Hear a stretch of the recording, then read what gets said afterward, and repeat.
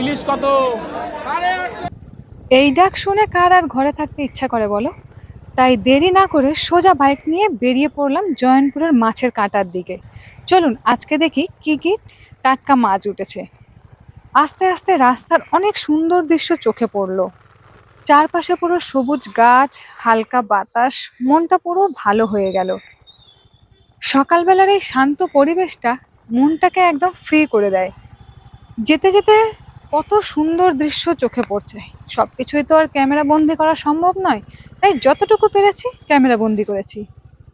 এই তো চলে এলাম মাছের কাঁটায়। দূর থেকেই দেখতে পাচ্ছি বেশ ভিড়। মনে হচ্ছে আজকে ভালো মাছ উঠেছে।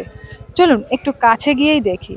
দাঁড়ান, আগে গাড়িটাকে সাইডে পার্কিং করি, তারপর হেঁটে ঘুরে দেখাবো আপনাদেরকে কি কি মাছ আছে। বাজারে ঢুকতে না ঢুকতেই ইলিশ মাছের দেখা পেলাম। ইলিশ কত? এদিকে রয়েছে লোটে, প্রায় 3টে বক্সে ভর্তি হয়ে রয়েছে। আর এখানে রয়েছে রুই, কাতলা আর ছোট কি মাছ আছে সেটার আমি নাম ঠিক জানি না। আর আছে তরোয়াল।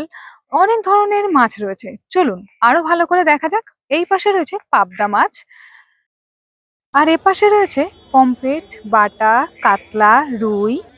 ইলিশেরই যেন ছয় লাভ। যেখানেই যাচ্ছি শুধু ইলিশ আর ইলিশ, কিন্তু দাম এক ফোঁটা কম নেই।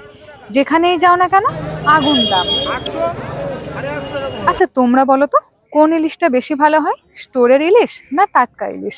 ওনারা যারা বিক্রি করছিলেন তারা বললেন নাকি স্টোরের ইলিশ বেশি ভালো হয়।